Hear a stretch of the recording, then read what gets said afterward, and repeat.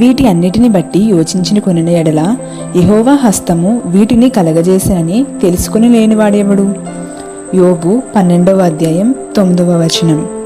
చాలా సంవత్సరాల క్రితం ఆఫ్రికాలోని ఒక గనిలో ప్రపంచ చరిత్ర అంతటిలో కని విని ఎరుగని ప్రశస్తమైన వజ్రం ఒకటి దొరికింది. దాన్ని ఇంగ్లాండు దేశపు రాజుకి ఆయన కిరీటంలో పొదగడం కోసం బహుమతిగా ఇచ్చారు. ఆయన దాన్ని మెరుగుపెట్టించడానికి ఆమ్స్టెర్డామ్ నగరానికి పంపాడు. ఒక నిపుణుడైన వజ్రకారుడికి దాన్ని అప్పగించాడు. దాన్ని అతడు ఏం చేశాడనుకుంటున్నారు? ఆ అమూల్యమైన రాయిని తీసుకుని చిన్న గాడి చేశాడు. తన పనిముట్టును ఆ గాడిలో పెట్టి ఒక దెబ్బ కొట్టాడు. ఆ వజ్రం 2 ముక్కలయ్యింది.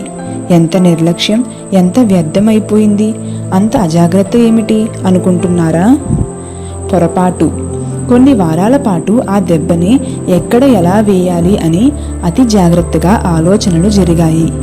ఆ వజ్రపు రాయిని అన్ని కోణాల నుంచి పరిశీలించి బొమ్మలు గీసుకున్నారు. దాని నాణ్యత, దానిలో ఉన్న లొసుగులు, పగుళ్ళు అన్నిటినీ అతి జాగ్రత్తగా అర్థం చేసుకున్నారు. ఎందుకంటే ఆ వజ్రాన్ని పదును పెట్టడానికి తీసుకున్నది ప్రపంచంలోకెల్లా అత్యంత నిపుణత గల వజ్రకారుడు.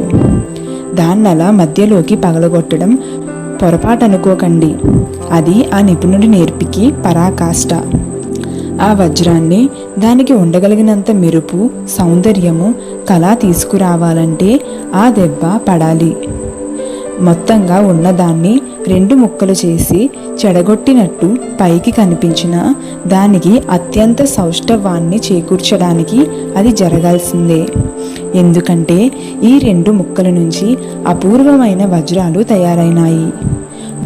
వాటిలో నిగూఢమై ఉన్న కోణాలు, మెరుపులు ఆ వజ్రకారుడి కన్ను కనిపెట్టింది. ఇలాగే దేవుడు నీ జీవితంపై ఒక్కోసారి పగలగొట్టే దెబ్బ పడనిస్తుంటాడు. రక్తం కారుతుంది, నరాలు లాగుతాయి, ఆత్మ బాధతో మూలుగుతుంది. ఆ దెబ్బ దేవుడు చేసిన పొరపాటనే నీకు అనిపిస్తుంది. కానీ అది నిజం కాదు. దేవునికి నువ్వొక అమూల్యమైన రత్నానివి. ఆయన విశ్వమంతటిలోనూ అతి నిపుణుడైన రత్నాల పనివాడు. ఒక రోజున నిన్ను తీసుకెళ్ళి ఓ రాజు పెట్టుకున్న కిరీటంలో పొదుగుతారు.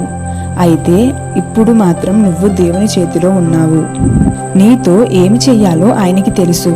దేవుని ప్రేమ చొప్పున తప్ప వేరే విధంగా ఒక్క దెబ్బ కూడా నీ మీద పడదు. నీవు ఊహించని, ఆలోచించని ఆత్మీయ ఆశీర్వాదాలు ఆ దెబ్బ మూలాన నీకు సమకూడుతాయి. జార్జ్ మెక్ డొనాల్డ్ రాసిన పుస్తకంలో ఈ సంభాషణ ఉంది. దేవుడు నన్నెందుకు చేశాడో అర్థం కావటం లేదు. నన్ను చేయడం వల్ల ప్రయోజనం ఏమిటో నాకు అర్థం కాదు, మిసెస్ ఫేబర్ అంది కసిగా. ఇప్పుడప్పుడే నీకు అర్థం కాదేమో. అయితే నిన్నింకా దేవుడు వదిలేయలేదుగా. ఇంకా నిన్ను తయారు చేస్తూనే ఉన్నాడు. తయారీలో ఉండగానే విసుక్కుంటున్నావు అంది డోరతి. మనుషులు తామింకా తయారవుతున్న స్థితిలోనే ఉన్నామని నమ్మాలి. దేవునికి ఇష్టం వచ్చినట్టుగా తమని తయారు చేయడానికి సమ్మతించాలి. కుమ్మరివాడు మట్టికి చేసినట్టుగా దేవుడు తమ పట్ల చేయడానికి విధేయులవుతూ ఉండాలి. ఈ తయారీలు వాళ్ళ మీదకి వచ్చే పీడనాలను, ఉలి దెబ్బలను ఓపికతో ఆహ్వానిస్తూ ఉండాలి. నొప్పిగా ఉన్నప్పటికీ భరిస్తూ ఉండాలి. ఇలా చేస్తే తాము చివరికి ఎలాంటి రూపుదిద్దుకుంటారో గుర్తిస్తారు. తమని కుమారులుగా మహిమలోకి తీసుకురావాలన్న ఆయన ఉద్దేశాలను కనుగొంటారు.